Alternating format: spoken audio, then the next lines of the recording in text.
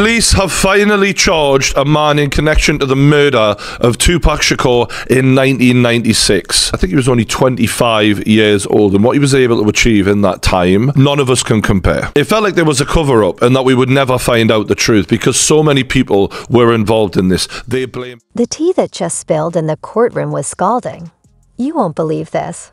Pakishan Combs was just sentenced to life in prison. Chele, the look on his face when the verdict hit. He was shook. The whole room went dead silent. You could hear a pin drop. His jaw dropped, eyes wide, and it looked like he might fall out of his seat. The prosecutors were grinning ear to ear, while Diddy's defense team looked like they'd seen a ghost. And Diddy. He sat there frozen, head in his hands, as that life sentence hit him like a ton of bricks. The weight of it all filled the room. It was so intense I could hardly breathe. No one saw this coming, least of all Diddy, who thought he was untouchable. But now he's going away for life, and the hip-hop world will never be the same. Give it, I told you so, and it took you 27 years, mate. It's still sorry it took this long, but at least we got the guy. You don't get to gloat now. This man's doing a victory lap. Who's laughing now, huh? Still the criminal. He spent the majority of his life as a free man. He was just about to collect his old age pensioner bus pass, and now you're locking him up. His life's basically over anyway. Our goal at LVMPD has always been to hold those accountable and responsible for Tupac's violent murder accountable. Just like we do for every homicide victim in our city. He's just really using this as an opportunity to do a bit of good PR. So let's go back to the cop now who found Tupac at the scene of the crime and actually held Tupac as he took some of his last conscious breaths. Check this out. This man doesn't live far from Keefe D. They lived like a couple of streets away from each other. And this is the guy who was investigating the case. They always say it's the one closest to you. Most everybody who is involved in this whole incident is dead at this point. So I think, you run your mouth, you talk yourself into a search warrant. Maybe you've even talked yourself into a murder charge. We don't know that yet. We do now because he has been charged with murder and they have found bullets in the house. Bullets that potentially could link him to the murder. It's unlikely after 27 years that they'd be the same bullets, but apparently they potentially are from a similar gun and they're going to obviously run those checks. The reason this gets even more interesting now is because of who Keefe D is linked to. There was always speculation that P. Diddy was the one who was ordering the hit on Tupac because they'd had long-standing beef. Tupac was talking mad shit about him, and also P. Diddy publicly had put a warrant out for a death row chain that they all used to wear. He put money out saying, if you bring me one of those, I'm going to give you whatever it was. And you don't get chains like that but peacefully, yeah? So he'd already made threats in that way. And the problem for P. Diddy is Keefe D has publicly spoken about looking after P. Y'all, the look on Diddy's face when the judge said, life in prison. I've never seen someone's soul leave their body so fast. His eyes went wide like saucers, as if he couldn't believe what he was hearing. The color drained from his face faster than a white tea in bleach. Diddy, who's always the epitome of cool and collected, was shook asterisk. The courtroom was so silent, you could practically hear his heart pounding. He gripped the edge of that table like it was a lifeline, his knuckles turning white from the pressure. When the weight of that sentence hit, he slumped back, his head falling into his hands, shoulders shaking under the crushing reality. Now y'all know Diddy never shows weakness, but even the hardest gangster would crack under a life sentence. Witnesses even said they heard him whisper, "This can't be happening. This can't be real," his voice breaking. A far cry from the confident Diddy we all know. You could indict a ham sandwich, but the Southern District of New York has a 98.2 conviction rate. All right, for those who don't know, if you got 100 people, only 1.28 or something like that, 1.8. Only 1.8 has won against them. So now, What they doing, they already got the witnesses, they already got the people, because let me just say something. With the sex trafficking thing, it only takes one witness to convince the jury. One witness. And we know who that witness is going to be. Cassie. She filed a civil suit against him. So it only takes one, in the sex trafficking charge, it only takes one witness. Now we got other people like Jonathan Odie, who was one of the sex workers, that he gave a testimony, or he gave some information to some agents that he was working, doing sexual acts with Cassie, cross states, going back and forth, this, that, and the third. So it only takes one witness. So now, the reason they haven't went after him, because there's more to get into. It's more to get into. It's not only the sex trafficking, it's the guns, the alleged drugs. And I'm saying alleged because they haven't came out with any formal charges yet. But when they come out with some charges, bruh, and you hit it, the Southern District of New York do not play. And people don't play with them. So I don't understand why this stuff ever even got to this point, but it is what it is. It is what it is, bro. The reason they haven't came down and got him yet, they going through his taxes. You hear what he said? They had all the people that he did business with.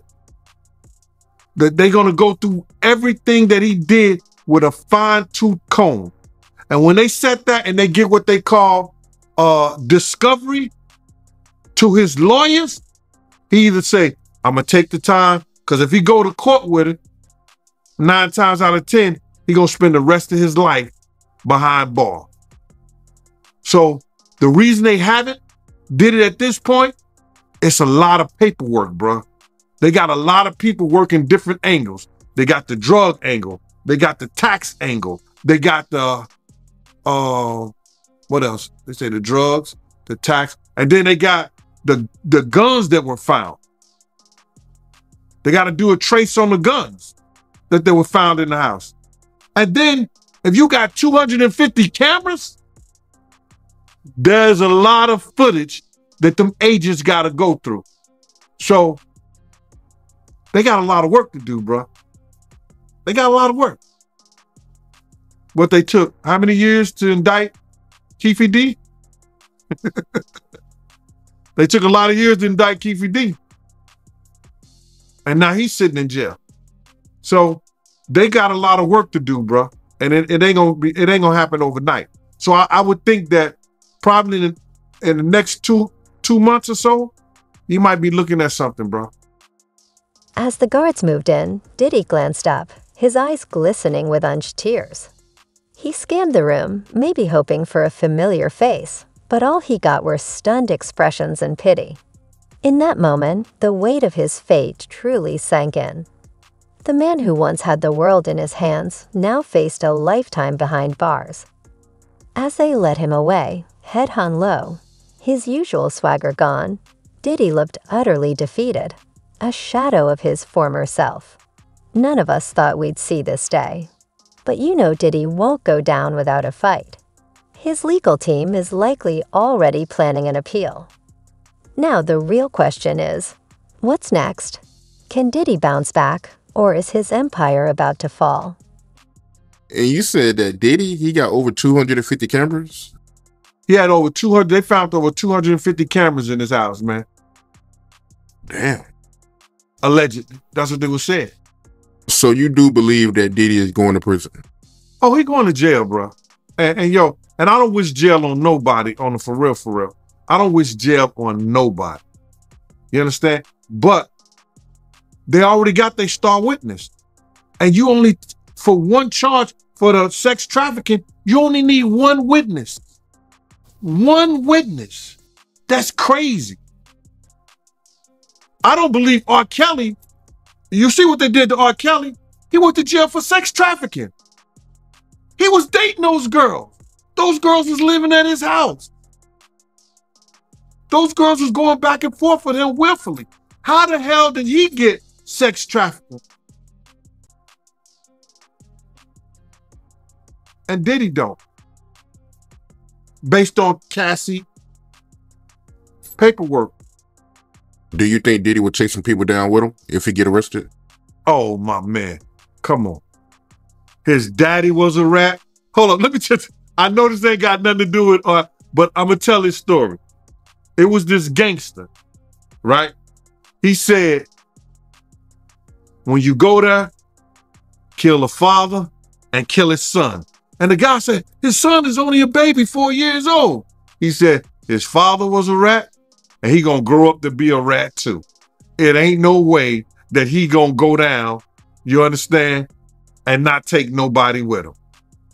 His father was murdered because he ratted out his team that he was working for. So you think he not gonna rat? Like father, like son, brother. That's what I believe. Wow, man. I didn't know that. So Diddy dad was a rat? My man, I had a conversation with New York Freddie. Omar took me to a meeting because New York Freddie wanted to talk to me. He said, yo, I've been trying to get in touch with Russell Simmons and I've been trying to get in tough touch with Puff because I wanted to tell him the true story about his father. You understand? I said, yeah. And now this is New York Freddie, one of the biggest gangsters in Harlem. Puff father used to work for his team. He was brought in by one of his best friends. So he's telling me the story how Russell Simmons used to work for him. You understand? He said, Russell Simmons used to take my laundry, you know, to the cleaners and everything. He said, I had a glass table with $1 million in my office. You know, I had $1 million in a glass table, you know what I'm saying? Of $100 bills in a glass table. I said, yeah. He's telling me this whole stuff. He said, Russell Simmons used to work for me because I was starting a record label back then. I said, okay. And if you look up New York Freddie Myers, you could see when he was picked up with a whole lot of, he had stacks of money in his house in the basement in Mount Vernon. So he said to me, he said, yo, we had cops on the payroll. He gave a cop, one of the cops brought information. He had the paperwork and he had Puff father take confession. He gave him $10,000 extra for it, right? Puff father told on their operation. New York Freddie told the guy who brought Puff father into his crew, you gotta handle it. I want it handled. So then he said, I want it handled. So now the dude handled the situation. Puff father was driving the cab. He met him on Central Park West and did what he did. And so I said to New York Freddie, I said, yeah. He said, and the guy who killed him was carrying the casket, crying the hardest at the funeral. I was like, oh. Now, check this out. I was going to tell this story on my members only page on my YouTube channel, The Gene Deal Show. Only my members, hey, but I'm going to give it to you. It's this lady that told me she was dating Puff father at the time. Right? She was dating Puff father at the time. She said she was waiting on him because they were supposed to be going out to Smalls Paul. It was either Small Paul, she said, or it was this place up there on McCoon's Bridge. I got it because she texted this whole thing to me, bro. It's crazy how she texted me this whole story. She said that she never knew why Puff father was killed. He said the word got through Harlem that he was murdered. You understand? And she went up to the bar the next day and the same dudes was on his team that he worked with him, sold drugs with him. New York Freddie and their whole crew. He said they was in the bar laughing and talking like nothing had ever happened. She said, thank you, Gene, for telling me that story about New York Freddie and Diddy father because now I know what happened to him. So Melvin Combs was a rat. And these guys, this came from a gangster himself, you understand, who said he had police on. P. Diddy's world is about to turn upside down now that he's facing life in prison. The big question, what's next for the hip-hop mogul? His legal team is working overtime, searching for any loophole to overturn the sentence. But that's no easy task, even for Diddy. In the meantime, he'll swap his designer clothes for a prison jumpsuit and a 6x8 cell. Gone are the private jets and VIP parties. It's commissary snacks and collect calls now. His empire, built on music, fashion, and entertainment, faces its toughest challenge yet. With Diddy locked up, can his team keep everything afloat? And what about his music career? Will the label stick with him, or will it all crumble? The industry's watching closely. You know what I know, 50? I know 50. And I know you. You understand? If I gotta put my house up, if I gotta put my car, my jewelry, I'm putting my shit up on 50. I'm not gonna put it on you. I'm just telling you what I know. 50 hit that nigga so hard, man. He won't wake up to the middle of next week. He gets on here and he want to defend Diddy, defend him. You might be on some of them tapes. 9 times out of 10, you good at making tapes. You know the tapes that you made before in the past that made the internet. I'm not going to speak on that, Mighty. Not at all. You understand? Because it's got a young lady that's doing her thing in it and she don't need to be spoken on. But, you know, everybody who knows what I'm talking about, they know the tapes that made the internet with Stevie J before. You know what I mean? So for him to come to Puff defense, you don't have nothing. He got to come to his defense. Heard he lost his house, heard he lost this, that, and the third, the whole 9 yards. He's standing with a grown man at another man's house. So what else he gonna do? Puff said, y'all come to my defense. He's the only one came to his defense. In the tape that she was referring to, and you don't have to go into detail about it, I think most people would know what she was talking about, but she was referring to the sex tape between Stevie J and Eve, right? And I don't know if this is true, you can tell me, but I heard that he leaked it, right? Allegedly, yeah, he's the one who leaked it. Want to be into something. You know what I'm saying? That's how those cats do, bro. They want to be, they sit back, and because this is the new form of entertainment and regular dudes are getting more views than they are, they get mad and they get upset. You understand what I'm saying? They get mad and they get upset because this is the new form of entertainment and a lot of people are blowing them out the water now. And they want to say crazy stuff when in fact, they wouldn't breathe hard if you was in the room with them. Yeah, that's real talk. And I was checking out one of your lives and you made a comment saying that, you know, Diddy, his ship is sinking fast because the only person that's coming out to defend him is Stevie J. Well, Diddy did a post and he said, speak now or forever hold your peace. And he sent the message to everybody that he did business with or everybody that was around him. Y'all talk, y'all speak on me. Y'all let everybody know what y'all know about me or whatever, this, that, and the third. And if they talking negative, straighten them out based on our relationship. So he put that message out there. So now people are saying, nah, bro. Like Ray J. Ray J say, yo, people want to know what it is. Because if the federal government is asking questions about you having some pedophilia or having sex with little boys underage, why would I want to be connected to that? Why are they even asking that type of question about you?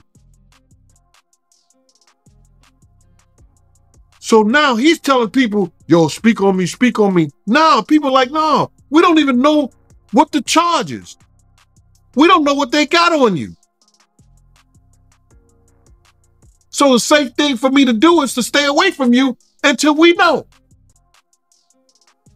I'm not going to mess. They saying I'm not going to mess up my brand. I'm not going to mess up me getting money, because what the internet is going to do is that anybody that speaks up for them, they're going to automatically think they had something to do with it. You'll know Diddy's a fighter. He's faced challenges before and won. Maybe this is just another hurdle, or maybe it's the end of an era for a hip-hop titan. As reality sets in, his mind is likely racing, thinking about his family, legacy, and future. Will he ever see the outside again? Will his kids grow up without him? The streets are buzzing, and the tea is about to spill. Social media is exploding with reactions, and Diddy's celebrity friends are probably reaching out for support or the scoop.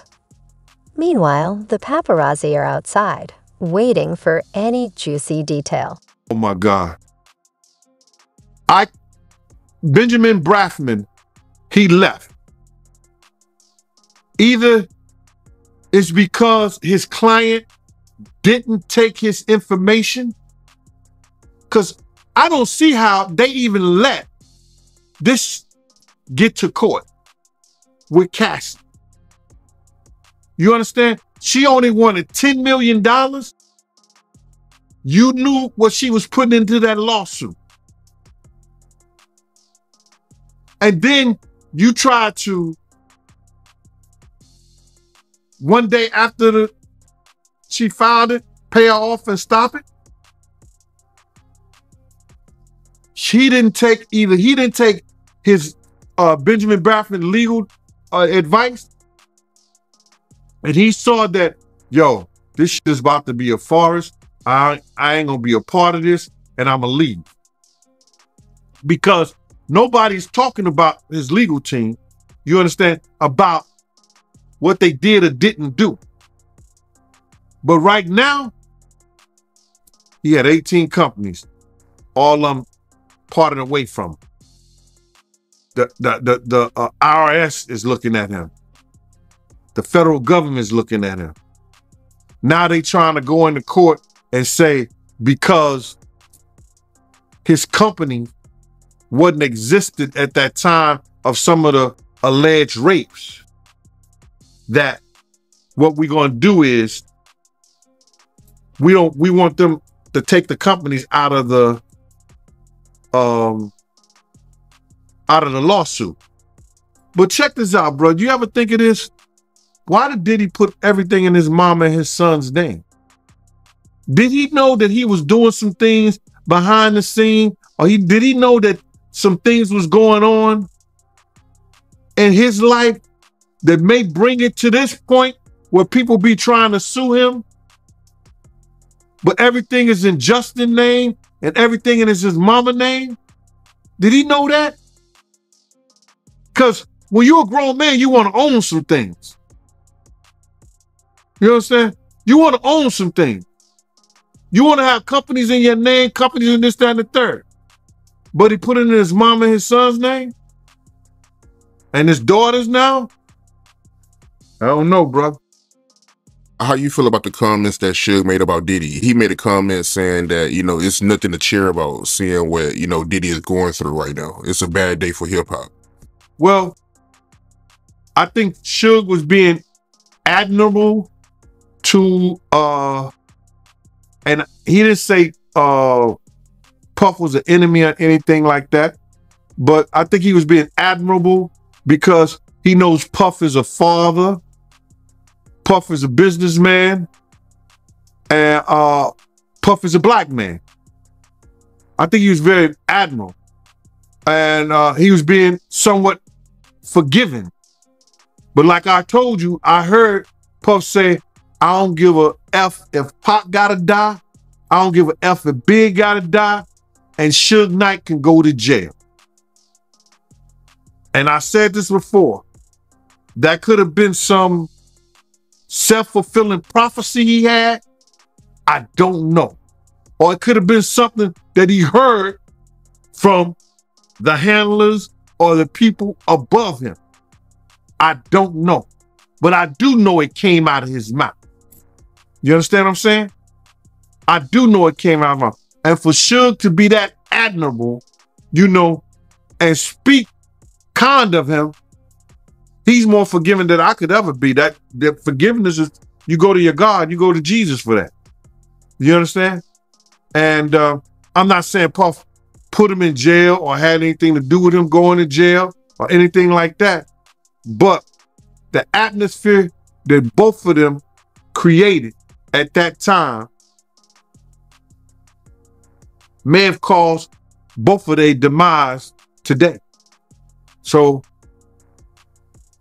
I don't have too much to say about it, but I think I said enough. But what do you personally think Diddy meant by that when he made them comments about Big and Pop? Well, I knew he was mad and upset because he just had ran from Pac and Suge and from Soul Train. So I know it was out of anger because he kept on saying, I'm tired of this shit. I'm tired of this shit. You understand? I'm tired of living my life like this. You understand what I'm saying? So I know it was out of frustration. It was out of anger. So I was at a shock because when he walked up the steps after he said it, my man looked at me and he said, yo, he said big.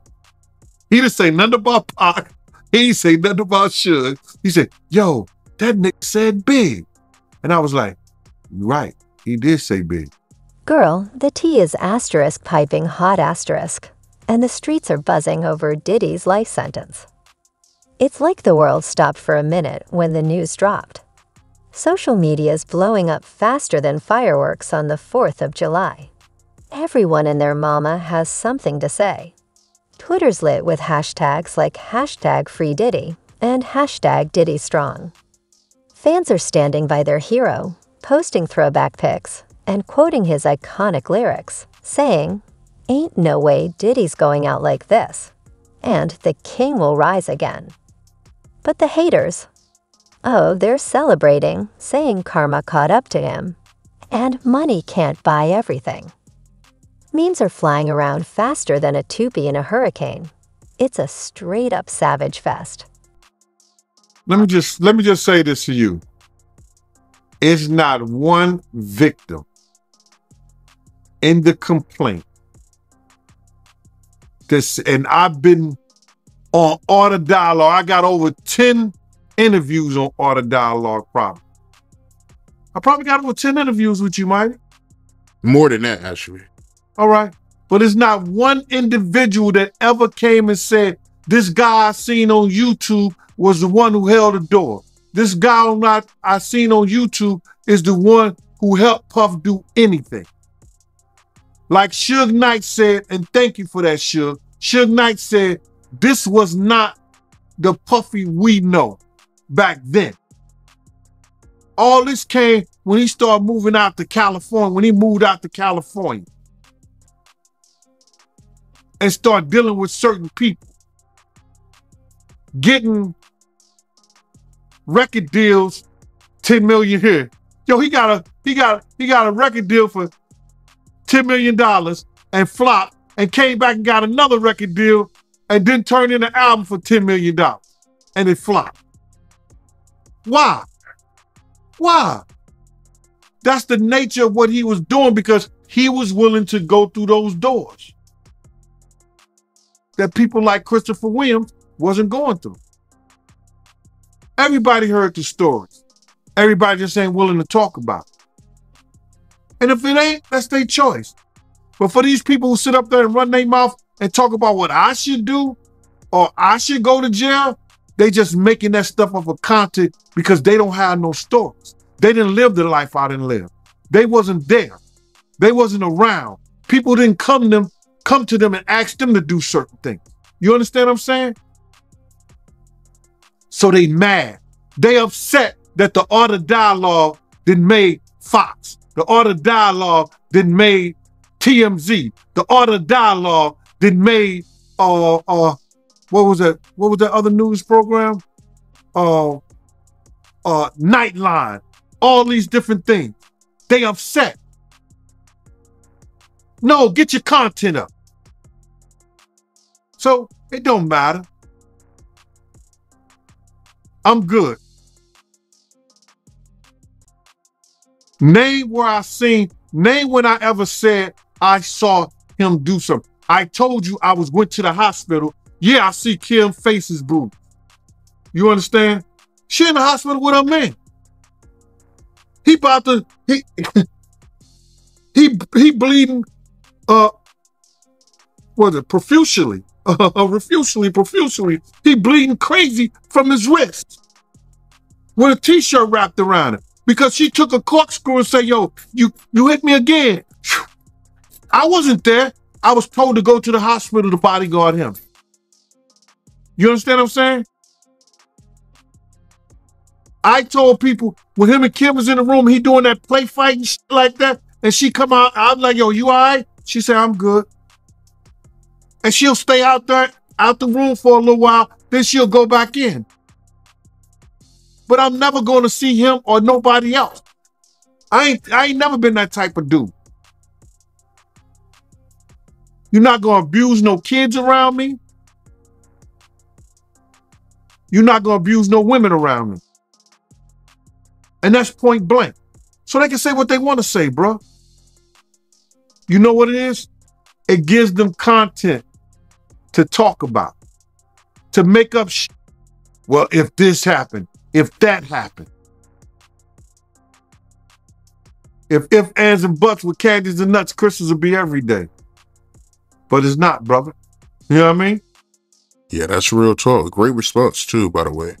Tell me about the time that you took 2 females to Mike Tyson. You want to know that story? Celebrity reactions are rolling in like waves on South Beach. Jay-Z, Beyonce, Kanye. Everyone is weighing in. Nicki Minaj tweeted, "Sending love and light to my brother Diddy during this difficult time." 50 Cent shared an old pic of him and Diddy, captioned, "Stay strong, King. We got your back."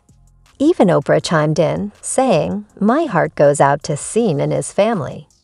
But it's Diddy's day ones. Back in the day, I used to work for the Harlem Madam. The Harlem Madam was this young lady who would go to clubs and girls who was looking to make extra money for being escorts, she would hire them to do work for them. You know what I mean? So this one particular time, I had actually, when KG from Naughty by Nature, brother had came home from college, and y'all know what college I'm talking about, I took a few girls to his party. You understand? So the same woman that I worked for, she had to take, 2 girls had to go to Mike Tyson on 57th Street. Mike Tyson had a condominium down, I think it was 57th Street. And I took the 2 girls down there. This was a long time. This was in the 90s, the mid 90s or something like that, when Mike Tyson was the man. So I wanted them to, you know, I had this Tyson shirt in my truck and I wanted them to sign it, but I was like, yo, that shit would be professional. But amidst all the noise, we haven't heard from the man himself, Diddy. He's been radio silent since the sentencing, likely trying to wrap his head around this new reality. But knowing Diddy, he's already plotting his comeback. You can't keep a bad boy down for long. He said that's when Diddy stood up, because Diddy didn't want to talk to him at first. But when he said that, he said Diddy was responsive now. I was checking out one of your lives, right? And you made a comment and you said that you rather be poor than be Diddy rich. Can you elaborate on that? Bruh, I told this to this one guy the other day. I'd rather have a slow nickel than a fast dollar any day. My slow nickel put bread on my table. My slow nickel pays my mortgage. My slow nickel brings me home to my family. My slow nickel builds a community. We see what the fast dollar does. Being Diddy rich takes a guy that once name was Puffy, that after every tragedy he had in his life, he had to change his name.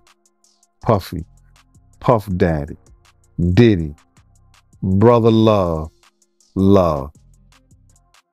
Puffy, from the DC tragedy, went to when those kids was trampled over. I think 1 or 2 kids died at a function in DC that he gave. Puffy. City College. Some folks are already speculating about how this verdict could shape the music industry. Will other rappers start watching their step, knowing that even the mighty can fall? Or will it be business as usual in hip-hop,